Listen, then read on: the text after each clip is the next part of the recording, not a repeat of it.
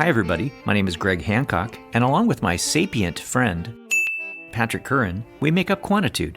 We're a podcast dedicated to all things quantitative, ranging from the relevant to the completely irrelevant.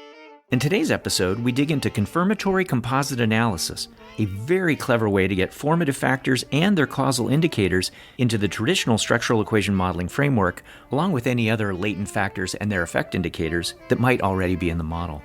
Along the way, we also mention full contact Wordle, being grounded, spelling bees, state capitals, definitions of leadership, a many ways, rabbit or duck, set of steak knives, canonical correlation versus Homer Simpson, secret sauce, Quantitude Word of the day, who's a good boy, the man behind the curtain, Penn and Tellering, a new symbol, Beavis, and car stereo wiring diagrams. We hope you enjoyed today's episode. So, buddy, I got the recorder running here, but am I inconveniencing you in some way? Hang on a sec. I'm checking my word a day message. I have it set up so that Merriam-Webster every day sends me a new word. Today's word is voracity. Voracity refers to an immoderate eagerness or enthusiasm for something, or an intense desire to eat or consume something. Voracity. You know what that makes me think of? What? How you could have done that before we started the recorder. I'm sorry. I always have to check my word a day thing. Is there a word for that? I have a veracity for checking. I don't know. Yeah, there you go. There's some meta thing in there. Well, between that and your Wordle addiction, you play like full contact competitive Wordle. It's true. It's true. There's some family smackdowns that go on here. Yeah, but I love words ever since I was a kid. You know, I was in spelling bees. I know you're shocked. When you're in spelling bees, you have to learn these really obscure words, what they mean, how to spell them, all their origins. I always thought that was a really cool thing. It is cool. I have a weird background myself. My mom was a middle school English teacher. Mm-hmm. I was not a good student. I often got poor grades. I was often grounded. Mm-hmm. As punishment, I would have to do things like memorize all 50 capitals of the United States. Which does not foster a love of geography. But it is kind of funny is I'm a voracious reader, and it is mostly because I was grounded from television for like 18 years. Well, nice job working voracious, which is a variation on veracity, into the conversation. I saw a great word just the other day is Holden Thorpe. He used to be the chancellor here at Carolina, and he is now executive editor of Science. So, you know, like a C level. The one-off. Yeah. So I guess that's okay to wrap up your career. Yeah. But there was this thing where the woman won the Nobel Prize recently, and one of the Ivies had not promoted her. And he said that it was Schadenfreude. Ooh. And that is one of my favorite words, Schadenfreude, which is simply taking pleasure in the misfortune of others. That's like the cornerstone of academics. Wow. I always thought about using vocabulary for good, but you're using it for evil. It's like that insert from Churchill that we had on a prior episode. The two ministers in the meeting were shell-shocked after Churchill's big speech. What just happened? Immobilized the English language and sent it into battle. That is just such an excellent line. I love that. Well, as a logophile, I learn these words and then I try to figure out if I can work them into things. And in what we're going to talk about today, there is going to be a word that I had never encountered in my life before. And it's one of those words that you go, yeah, I think that's a good one right there. So there will be an opportunity to enrich our vocabulary. Is it on the lines of the tomanus? Because that was early days when you shared that one with me. It's a portmanteau, when you just need to put two concepts together to form a single word. Like spork, combination of spoon and fork. There are some that don't exist but ought to exist. The one that gets used in my house a lot is, you know, the tomato has that brown spot, the core where it was attached to the, yes, to the vine. That's the tomanus. All of this is portentous of things to come. Huh? Yeah. All right. Yeah, okay, nothing. All right. Do you remember what our last episode was about? That was meant to be a simple question. I know that we have been talking about factor models. Yes. We did one on alternative structures, and then we did one on cause and effect indicators. Right. So the cause and effect indicators is the one that we had last time. Can you give us a brief recap of what some of the main take-home messages were in that episode? You texted me this morning at about 8 o'clock, and you said you would take the lead on this one. I am leading. Telling you to do things is leading. Assigning a task is not leading. Leading does not mean doing it all yourself. It includes delegating. Now tell us about the last episode. Wow, you and I have different definitions of what leading is. It's a terribly cool topic of cause and effect indicators. Super briefly, all the classic methods of measurement, classical test theory, exploratory factor analysis, confirmatory factor analysis, item response theory, are all based on what we call effect indicators. That is, we have a belief that the observed indicators arose as a function of an underlying latent factor. So the reason a kid gets a particular array of math problems correct or incorrect is in part causally determined by her underlying true mathematical latent ability. So they are an effect, an outcome of the latent variable. Alternatively, a causal indicator, we have observed indicators that are not the result of a construct or a latent factor, but actually the arrows reverse and they induce it. Those are thus causal indicators. Nice. Look at you. Wow, that episode could have been a lot shorter. You really showed perspicacity there. Oh, boy. Yeah, so the bottom line of that is that you have to get the arrows right, because if you get the arrows wrong, you're modeling it incorrectly, right? You're not representing the construct in the way that you believe it exists. And if you get it wrong and model it anyway that way, you could get a completely different picture of the relation that the construct you care about might have with other things. Your coefficients can be horribly biased in something like that. So you have to get the arrows right in those kinds of models. If the arrows go the other way, by definition, you're working with a misspecified model, and that's going to radiate all over Hell's Half Acre in ways that you may understand where it's going to go, but very often in ways that you don't. Yeah.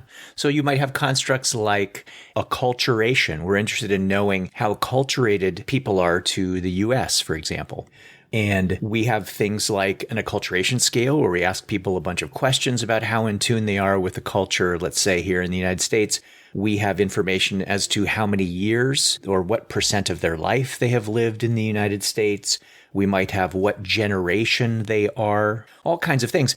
But acculturation didn't cause those kinds of things. Acculturation variables contribute to that, to defining it. So we talked about these kinds of systems where we think the variables come in to define this emergent or formative kind of factor.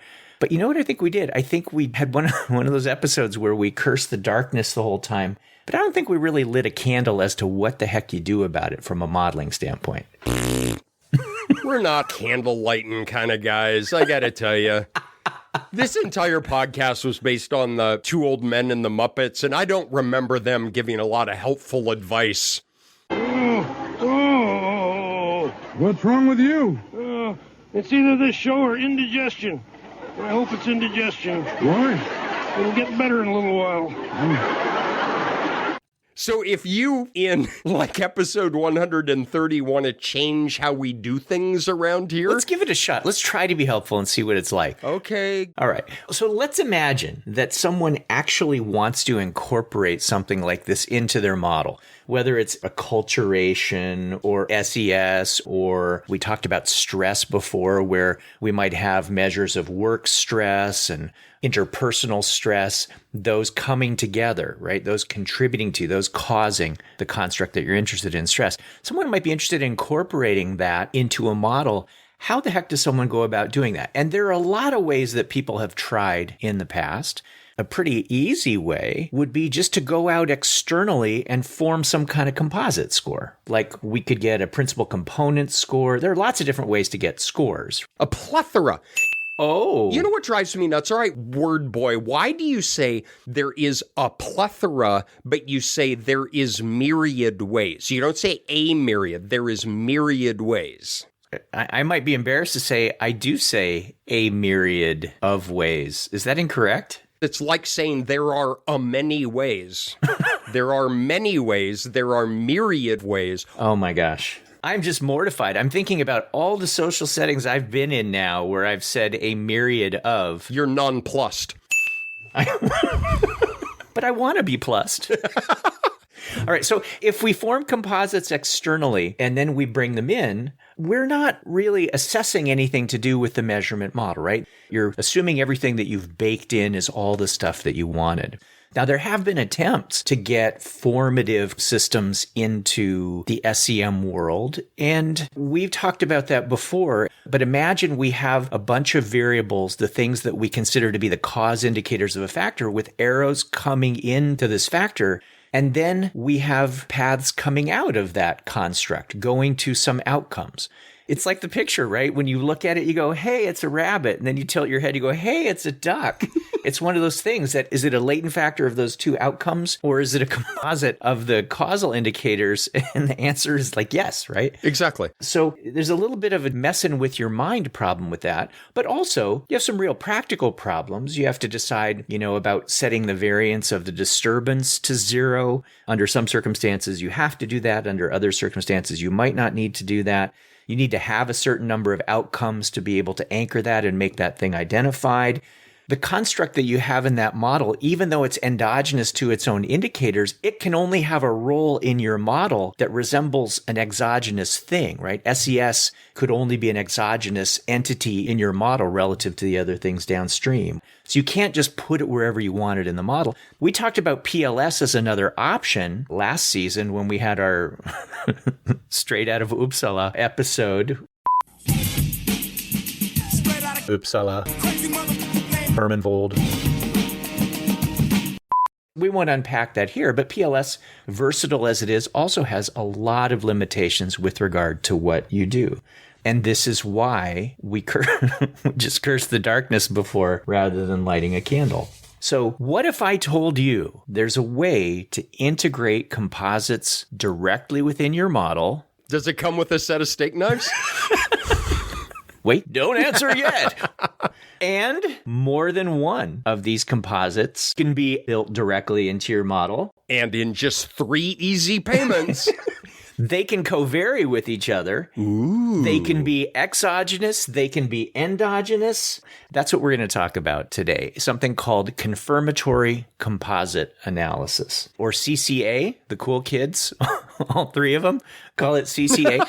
The name is a little bit misleading because it might make you think that it only deals with composites. But in fact, it's this alternative or extension to CFA where you can incorporate composites into the model in places where you actually believe composites ought to be. So it has the potential to overcome some of the limitations that we have had. And it's really, really clever. I like the cleverness of it. Mm-hmm. And then the other thing, and being my father's son, is it's practical. It's pragmatic. And with the steak knives and 3 easy payments, oh my gosh, you've got my attention. Okay. Well, let's build up to how this thing works, because it is clever, but it takes a little bit of work to understand. So let me see if I can do it justice. So there was work by someone named Ogasawara back in the 2000s. And one of the main contributions there was trying to get canonical correlations into a structural equation model.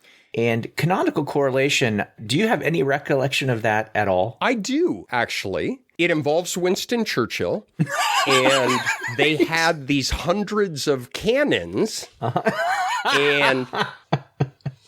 Yeah. Okay. No, I don't remember. And that's okay, right? Because you've cleared that brain space out to put something else really, really valuable, I'm sure. Yes, Homer Simpson quotes. Yeah, of course. If you don't like your job, you don't strike. You just go in every day and do it really half-assed. That's what now resides in there.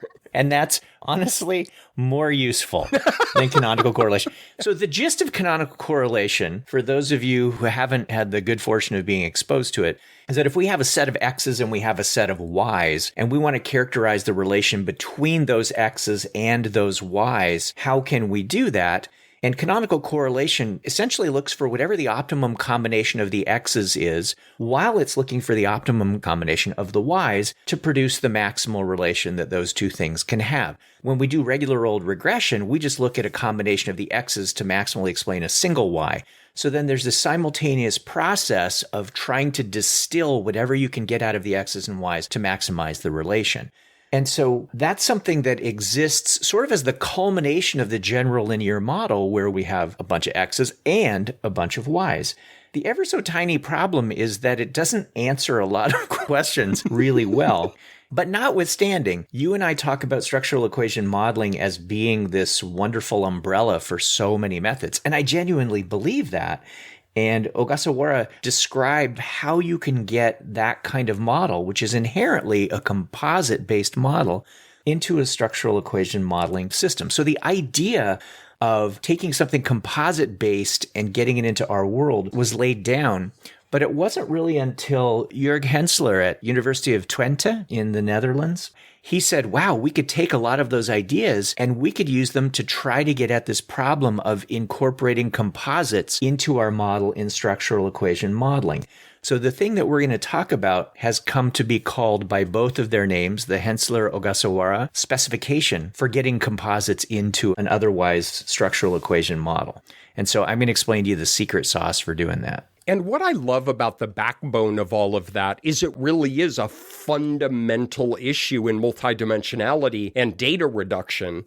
And I think it's so cool to see that then embedded within a modern SEM path analytic framework. Yeah, I love that you use data reduction because that is at the core of what we're going to talk about. So let's start off thinking that we just have three variables. They might be measures of socioeconomic status. They might be measures of acculturation. They might be measures of stress, things that actually induce stress. But we've got these three measures, and the data for these three measures would be some kind of three-dimensional scatter plot, right? And we talk about it as being shaped like a football or a baguette or a breadstick. For this example, it occupies three dimensions, where we just have x1, x2, and x3 serving as those axes. But we don't have to have x1, x2, and x3. We've talked about this on a number of occasions. If that's a really, really long, skinny scatter plot, we could basically just skewer that thing, shish kebab that thing right down the middle, and we would do a really good job with that single axis of characterizing the variability in the data. And if we do that in an optimal way, that new axis in this three-dimensional space represents the first principal component. Mm-hmm. Now, the thing about that axis is that it doesn't capture everything. So all you're really doing is taking these three dimensions and saying, hey, I could put a dimension here instead. That's going to capture one dimension of variability, but you really will still have two other dimensions of variability left. So as we know, we could just put two more axes in there. And once we have three axes, none of which are coplanar or collinear, then those can be taken to span that space as well. They could just be used to redefine that space. So we haven't really done data reduction in that sense, but when we do something like principal component analysis, which is not technically what we're talking about, but it's an example, what we're doing is we are taking that space and redimensionalizing it. And when we are really interested in one component, we are saying there's this one thing that's really, really important to us, and all the remaining components are really just there to clean up that mess, right? Clean up the stuff that is left over. And that idea is sort of like what we're interested in when we're talking about SES or talking about acculturation, that mentally we have this one composite in mind, but we don't really think that that one composite captures the full essence of all the variables that come in. There is leftover stuff, and that leftover stuff brings us to the word of the day. Are you ready for a new word? Well, you can't have two words of the day. We already did the the first word one was of the day. Webster's word of the day. This is the episode's word of the day. Okay, a little defensive, but go ahead. Sorry. The Quantitude Word of the day is excrescence. Okay, you know this is a family show, right? I was so scared, I excrescence. No? That might actually work. Let's see. Excrescence is a projection or outgrowth, especially when abnormal, such as warty excrescences in the colon. I think I could live without ever hearing that phrase again. I'm good. Or it is a disfiguring, extraneous, or unwanted mark or part of some abnormal growth. Like my personality. Okay, I'm liking this word. Yeah, it's a great word. Because if you think about the data that we have, whether it's 3 measures of socioeconomic status or 3 measures of acculturation, we like to think of those as having a conceptual unity about them. And so the idea that one composite captures what we care most about is very prevalent, but there is stuff left over. And the stuff that's left over can be referred to as excrescence. Now, I'm going to tie this to the dimensionality, tie this to the example that we have. If we have some data in 3 dimensions, and I'm only using 3 dimensions because we can visualize it, we've got the scatter plot in 3 dimensions, and we say, hey, I'm going to put in an axis that captures the gist of what I really care about, then the other axes that we put into that space to clean up the rest are really what we could call excrescent dimensions, right? They're just picking up all the remaining variability. Now, those dimensions themselves don't technically have to all be orthogonal to each other, but we do tend to prefer, actually, that the excrescent dimensions are orthogonal to that main theoretical dimension that we care about, just so there's not overlap, so that that main dimension is getting full credit for capturing what we care about. As far as the excrescent dimensions go, they could be orthogonal to each other. They don't have to be orthogonal to each other. As long as things don't wind up being coplanar or collinear, we can redefine this entire space in terms of the dimension that we care about and then the remaining excrescent dimensions. Those will completely span the space. So given that these 3 new dimensions, one that we care most about and these 2 that clean up the crap that's left. Wait a minute. That's what you were saying. The excrement dimensions. Certain advantages came from being grounded by a middle school English teacher, and one is look for the Latin roots, and that word has to involve poop somewhere. So we've got the main composite, and then we've got the poop left over, and that's what's in the excrescent dimensions. So here's thing 1 that's really important about this. Each of those dimensions is some linear combination of our measured variables. We can write them as some weighted function of x1, x2, and x3. You could even think about it in a matrix algebra kind of way. We've got these 3 variables, we've got the 3 new dimensions, and there's a weight matrix that we use to multiply by the 3 measured variables to get these new dimensions. I like it. I like optimal linear combinations. Yep, who doesn't, right? Okay, now I would like you to remind me of a concept, and you might not necessarily know why I'm asking you about this, but I'm going to ask it anyway. Can you remind me, when we do factor analysis, what the pattern matrix is? Oh, there's the factor structure matrix and there's the factor pattern matrix. And the pattern matrix is who's a good boy. You're a good boy because you're patted on the head. And that's how you remember to use the factor pattern matrix. But a factor pattern matrix contains what are functionally standardized regression coefficients that relate each factor to the indicator above and beyond all other factors. That's a great explanation. Can you have a pattern matrix when you have principal components analysis? You do have a pattern matrix, and those are actually standardized weights that relate the items to the composite. Yeah, now here's the thing about the pattern matrix when we're doing principal components analysis. And it's a thing that students invariably ask me about, and I kind of and ha a little bit. So I go through this whole spiel about how components are functions of the variables. We build the components out of the variables. And then when I talk about the pattern matrix, I actually flip the whole thing and say, and so we could build each of these variables out of the components. And they're like, wait, didn't you tell us that the arrows don't go from the components to the variables, but now you're putting arrows from the... So we flip that idea, and the core of that is that if the components can be written as a function of the variables, then we can swap that and say, oh, well, then I guess the variables could be written as a function of the components, or more generally of composites. And the pattern matrix captures what that would be like, just like you said, if we swap the roles of those things. Now, I described previously that we could think of those composites as equaling the variables times some weight matrix, right? Literally, a square weight matrix that tells you how each of the, we'll say, 3 composites is a function of the 3 variables. If we were to switch sides and rewrite each of the three variables as a function of whatever the composites are, we would just have to invert that weight matrix, right, to get it over to the other side, assuming that the weight matrix is invertible. And then we would have each of the variables as a function of the composites, which would be like having each of the variables having arrows coming into it from its thing that we in our heart know is a composite. That tiny little flip allows us to model composites as latent variables in our model, even though we know that they're not latent variables. This is very much, don't look at the man behind the curtain. And that's the clever part, because getting the composite, which goes all the way back to hoteling in the 1930s, this is building it into a single system. That's right.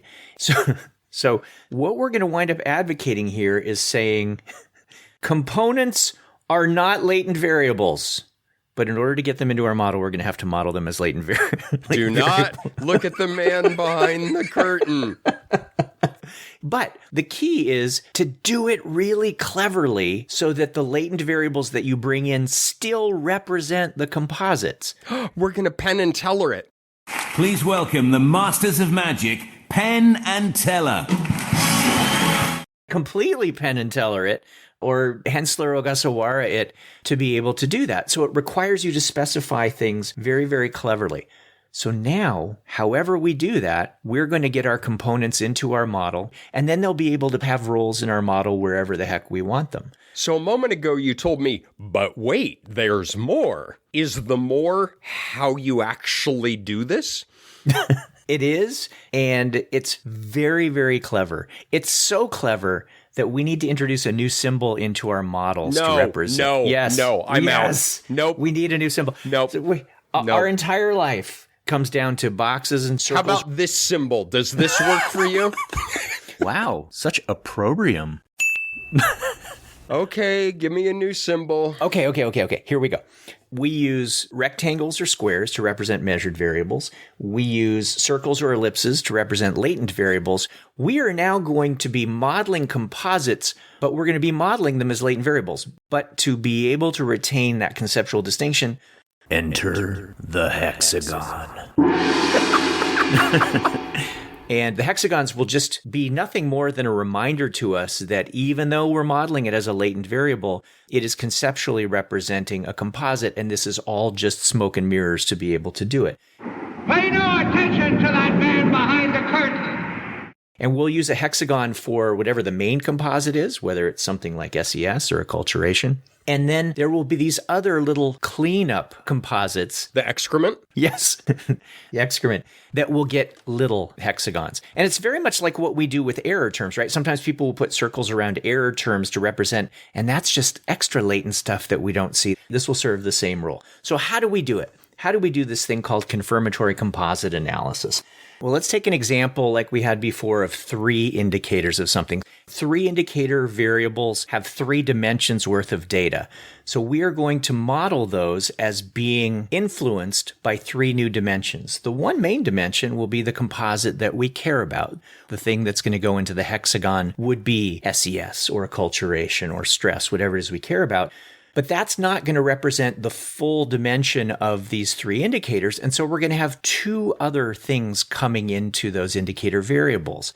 There won't be error terms like we're accustomed to with those variables. These excrescent variables, sort of on the other side, will be cleaning up. So because I have 3 dimensions worth of data and one of the dimensions is represented by the component that I care about, I will need 2 more excrescent variables. There are different ways that you can parameterize those excrescent variables. The first one that was proposed is this step-down cascading procedure where you have the first excrescent variable comes into all of your indicators. A second excrescent variable comes into all but one. You zero out one of the loadings. And then you keep going until you have maxed out the number of variables. So in that case, that's all I would be doing because I would only need 3 new dimensions. One that's the primary component and the other that's those 2 excrescent components. That's the way it was originally parameterized. And in that model, there's something that's really, really important and there's something that's less important. The really, really important thing is that the excrescent variables and I call them variables, I call them components, I call them composites. The excrescent things should not covary at all with your primary component. We want to make sure that those are explaining leftover residual kind of variability. That's thing one. Thing two, we don't want them to relate to anything else in our model either. So we want those to be dimensions that are off by themselves, literally forced to be cleaning up the space associated with those three indicators of whatever our composite is. Now, the original parameterization, which was that cascading where we have one excrescent that comes into everything, and then one that comes into everything but one of them, and then one that comes into everything but two of them, and so on. It's very reminiscent, and I don't know if you ever learned this, it's very reminiscent of Jorskog's attempt to get an EFA kind of model into CFA. Did you ever parameterize those? Oh, yeah, I have that in class. You can impose restrictions on a CFA to lead to an EFA result using CFA. And the only thing with the CFA is you can't rotate it. That's right. Within the software. So they're unrotated factor solutions. But I use that in class to make the tie of moving from EFA to CFA. And quite honestly, it takes some of the magic out of CFA in an appropriate way, I feel like. What it is CFA is an EFA, and then we proceed to impose restrictions on it in the usual way. So yeah, it's actually pretty cool. Very, very clever. So the original parameterization of the excrescent dimensions was reminiscent of that, where you have those sequentially restricted factors coming in. And in that parameterization, those excrescent dimensions themselves are orthogonal. You don't connect those. It's a bit cumbersome to try to visualize, a bit cumbersome to try to represent graphically. And I have to say, in some of the original writings, I'm not a huge fan of the way those things are represented. There's a more recent paper that came out this year, and it's by three authors who work in this area.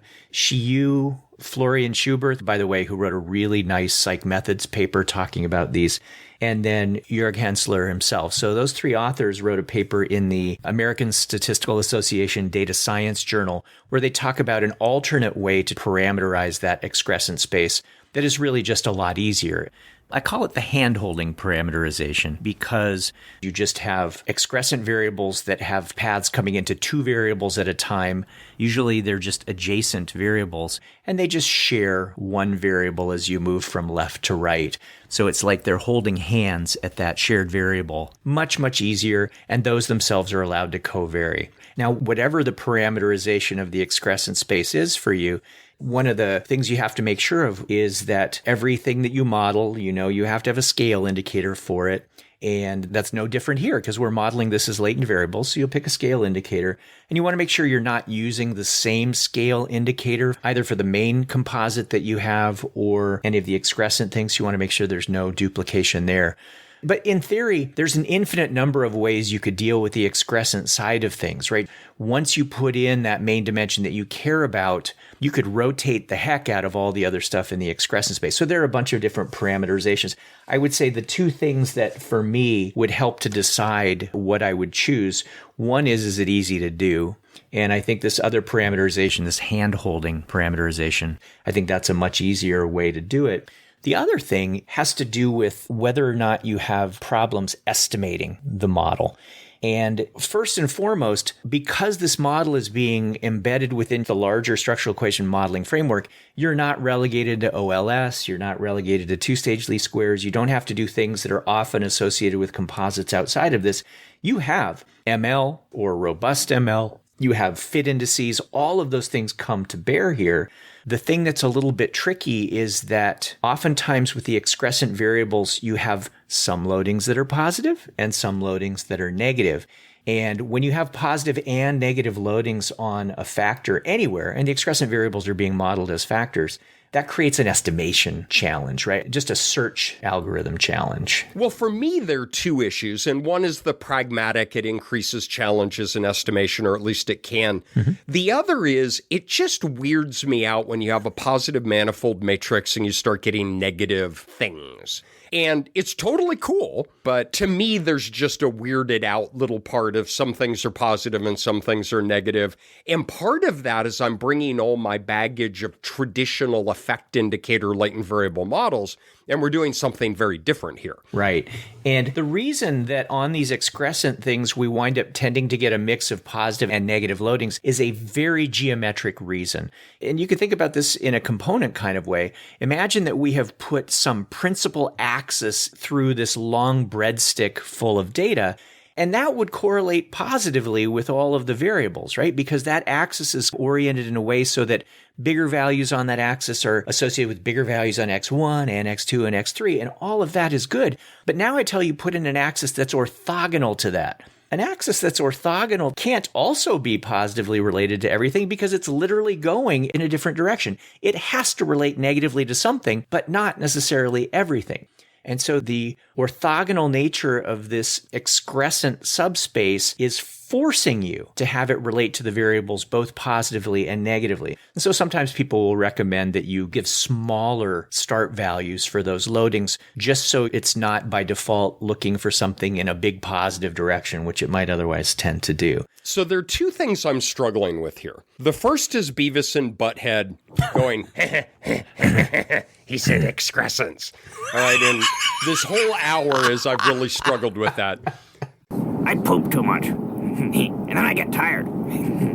The second one is, dude, why are we doing this? I can go to PCA, I can go to any arbitrary factor score and bring it in. What is this buying me? Well, I'll tell you some things that it's buying you, and that may or may not be good enough for you. All right. So one thing that it's buying you is the ability to bring the measurement model that you have, such as it is, into the model at large. When you do it in that kind of two-step manner where you get a score from the outside and you bring it in, it comes in as it is. That is it.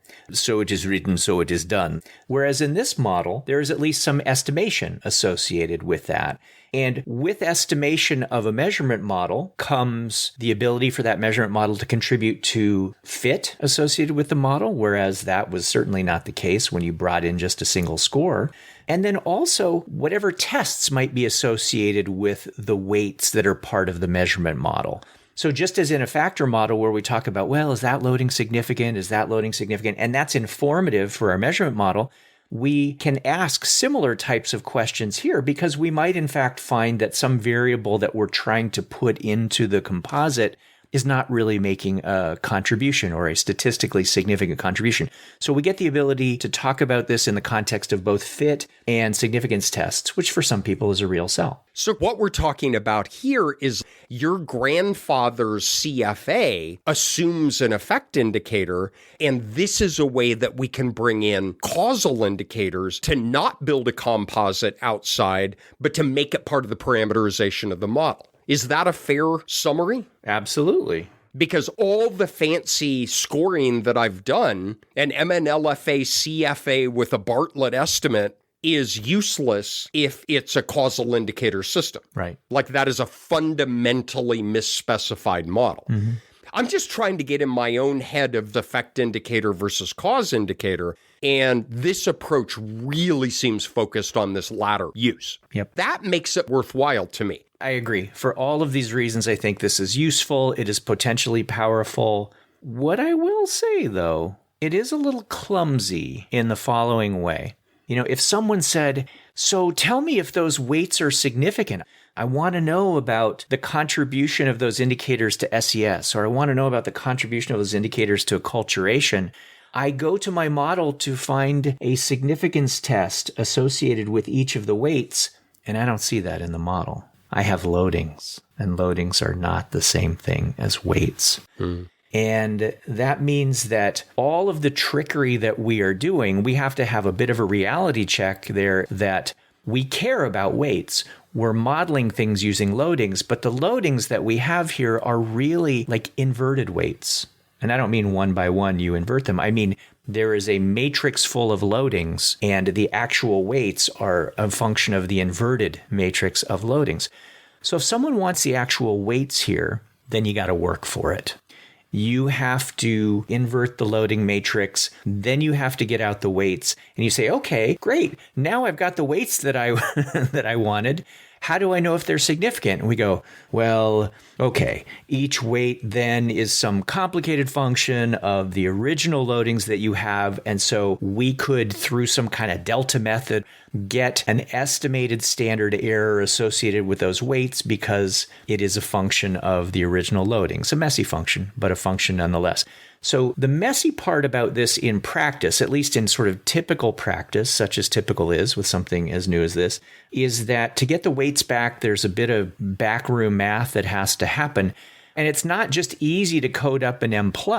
You can't tell M+ very easily, hey, could you invert this matrix, please, and spit it out for me? You really have to go somewhere externally or figure out the inverse yourself and then code each weight as a complex function of the loadings that you do have. It's a pain in the butt, frankly. But all of this will come with time, right? That, our package is being developed and all of that all this information will get fed in and you will have this as a byproduct. But so for right now, you got to do a little bit more work to get the information about the weights and the significance tests associated with the weights.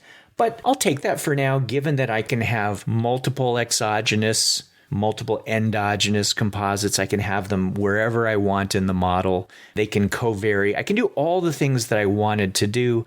I'm willing to have it be a little bit more extra work on the side to get the weights and the standard errors associated with those weights. And the other thing I struggle with a bit is nothing to do with limitations of the method, but just dealing with something new in a way that I've not thought about before. Mm-hmm. One thing you and I have talked about over a lot of episodes is how helpful path diagrams are to express the theoretical model we believe, and then how that relates to the underlying process we believe gave rise to the data. Yeah. Some of these path diagrams look like the wiring diagram to my car stereo.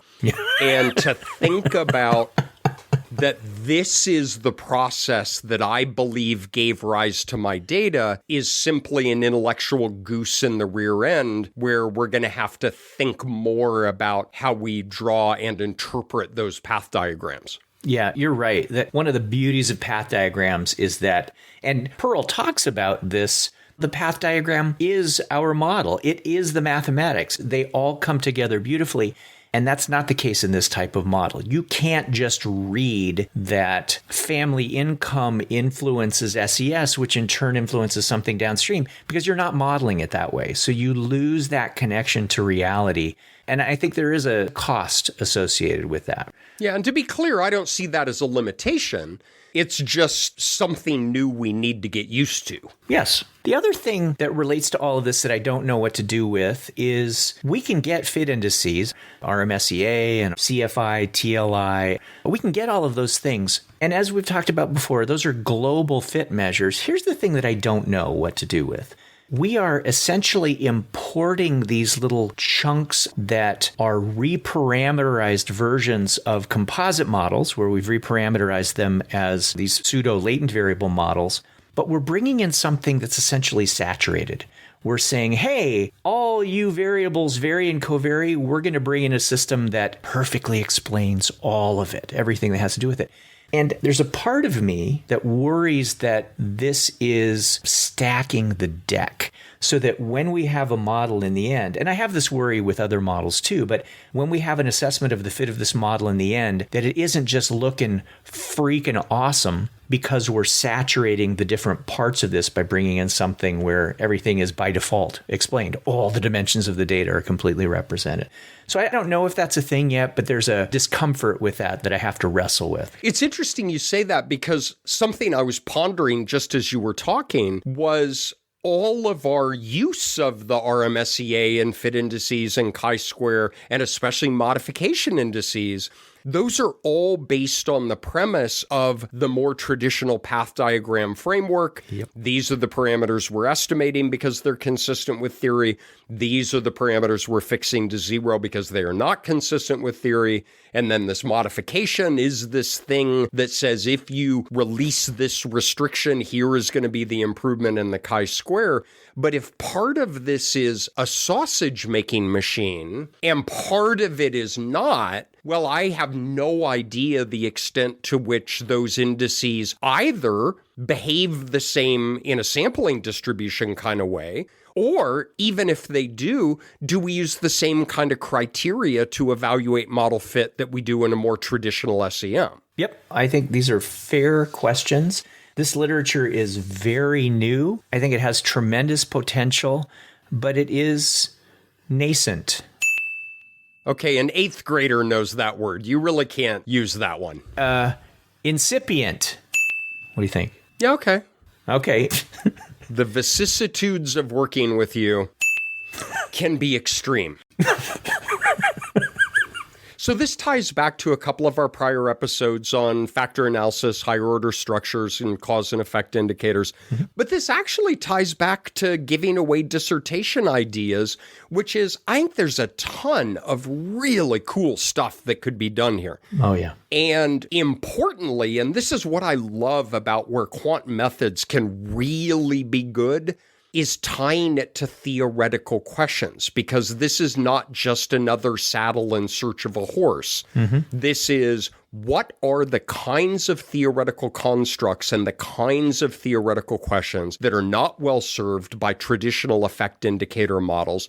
How does it relate to theory? This begs for simulation work to say, well, what if we have this but apply that? So I think there's a lot of really interesting generative work. If you want to learn more about this, Greg alluded to it earlier.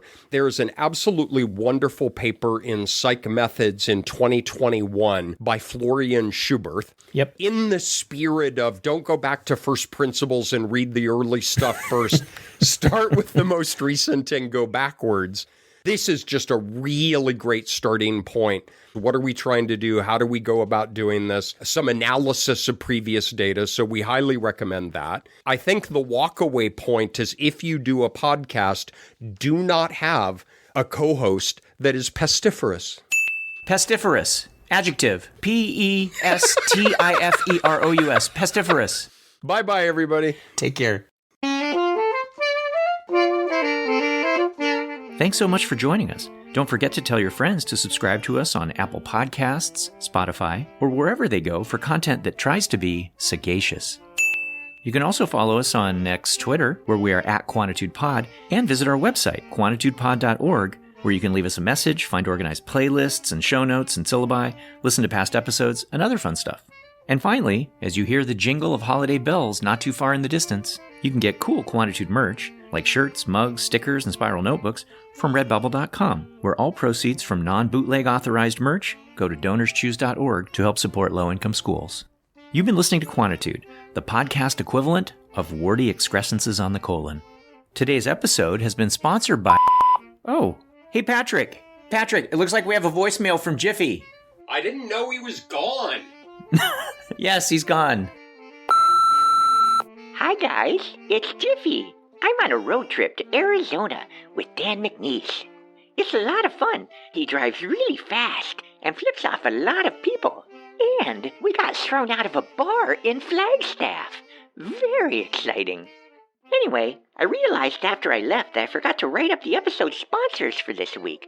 And I know how creativity can be really hard for you guys sometimes, especially Greg. Okay, here goes. Today's episode has been sponsored by statistical words that really should exist, as inspired by excrescence. For example, excredasticity, when the spread around your regression line looks like crap. And excrerator reliability, when you have that one weird rater who is just totally off from the rest of the raters, making your overall reliability look like crap. And excregeneity, when there are key variables omitted from your model, making your results complete crap. And finally, auto-excressive cross-lagged panel models. I think that crap pretty much defines itself. Okay, I gotta go. Dan is pulling over at a gas station so I can fill up the tank while he submits another manuscript. More later. See you guys! This is most definitely not NPR.